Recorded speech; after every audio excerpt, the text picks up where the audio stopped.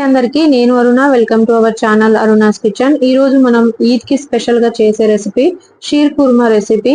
ప్రతి ఒక్క ముస్లిం ఇంట్లో రంజాన్ రోజున కంపల్సరీ చేసుకుంటారు. లేకపోతే ఈద్ అనేది వాళ్ళకి ఇన్కంప్లీట్ అనే చెప్పాలి. అంత టేస్టీగా ఉంటుంది, అంత కంపల్సరీ చేసుకునే రెసిపీ అన్నమాట. మనం కూడా ఈ వీడియోలో చేసి చూపిద్దాము. ముందుగా నేను 10 బాదంలు, 10 కాజు, 10 పిస్తా, అలానే 4 ఎండు ఖర్జూరాలు తీసుకొని నేను ఓవర్ నైట్ నానబెట్టుకుంటున్నాను. వీటి అన్నిటిని ఓవర్ నైట్ నానబెట్టుకోవాలి. లేకపోతే 4 అవర్స్ అయినా హాట్ వాటర్ లో నానబెట్టుకున్నా సరిపోతుంది. వీటిని నానబెట్టినప్పుడే మనకి మంచి టేస్ట్ అనేది వస్తుంది అనమాట. ఇవన్నీ సాఫ్ట్ గా అయిపోయి మనకి షీర్ కుర్మాకి పర్ఫెక్ట్ టేస్ట్ అనేది వస్తుంది. నానబెట్టుకుందాం మనము. మార్నింగ్ లేసి చూస్తే ఇవన్నీ మంచిగా వాటర్ అనేది అబ్జర్వ్ చేసుకొని బాగా సాఫ్ట్ గా సోక్ అయినాయి.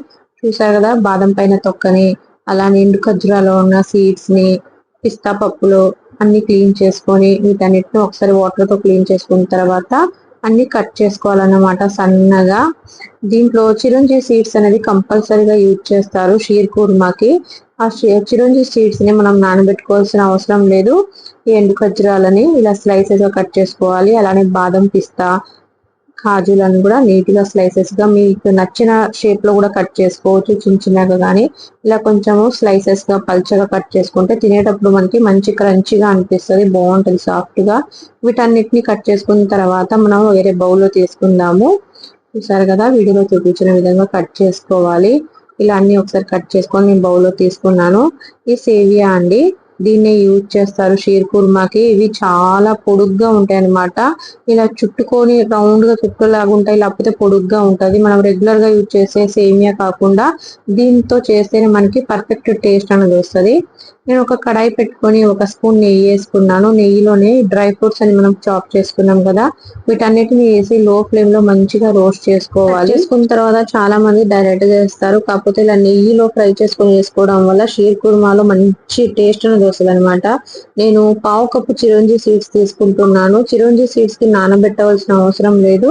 వీటితో పాటు కలిపే 1-2 మినిట్స్ మనం నెయ్యిలో రోస్ట్ చేసుకుందాం. ఇవి మంచిగా రోస్ట్ అయినాయి. వీటిని వేరే బౌల్లో ప్లేట్ లో తీసుకోండి.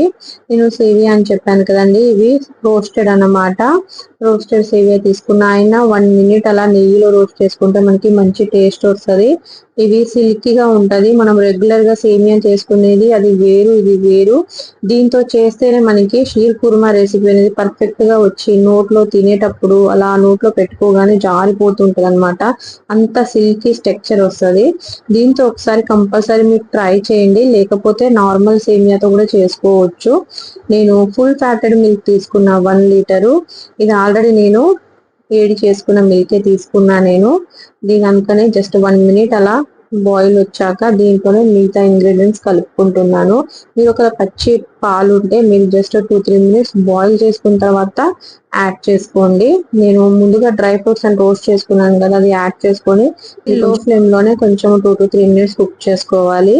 ఇందులో మనము స్వీట్ కోసము నేను కండెన్స్ మిల్క్ యూజ్ చేస్తున్నాను. మిల్క్ మేడ్ కానీ కండెన్స్ మిల్క్ కానీ షుగర్ కానీ యూజ్ చేయొచ్చు. షీర్ కుర్మాలో కండెన్స్ మిల్క్ యూజ్ చేయడం వల్ల మనకి మంచి థిక్నెస్ వచ్చి రిచ్ టేస్ట్ అనేది వస్తుంది. నేను 2 స్పూన్ కండెన్స్ మిల్క్ తీసుకున్నాను, అలానే 2 స్పూన్స్ షుగర్ తీసుకున్నాను. ఇది నాకు పర్ఫెక్ట్ గా సరిపోతుంది అనమాట స్వీట్. మీరు కావాలనుకుంటే ఇంకో 1-2 స్పూన్ షుగర్ అనేది యాడ్ చేసుకోవచ్చు.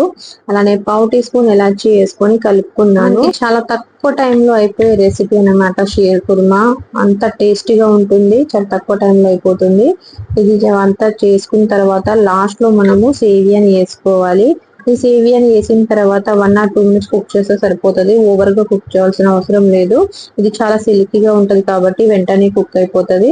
ఇది కుక్ అయిన తర్వాత మనము ఈ కన్సిస్టెన్సీ వచ్చినప్పుడు స్టవ్ బంద్ చేసేసి చల్లారిన తర్వాత ఇది చిక్కబడుతుంది అనమాట. ఇలా పలుచగా ఉన్నప్పుడే మనం స్టవ్ బంద్ చేసి పక్కన పెట్టేయాలి. చూసారు కదా, చల్లారిన తర్వాత కొంచెము థిక్గా అయింది. చూసారు కదండి, మా షీర్ కుర్మా రెసిపీ రెడీ అయిపోయింది అనమాట. చాలా టేస్టీగా ఉంటుంది. మీరు తప్పకుండా ట్రై చేయండి. ఎలా వచ్చిందో నాకు కామెంట్ పెట్టండి.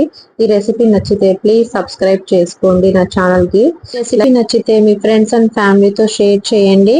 ఈ రెసిపీ ట్రై చేసి ఎలా వచ్చిందో నాకు కామెంట్ పెట్టడం మాత్రం మర్చిపోకండి. బాయ్ అండి.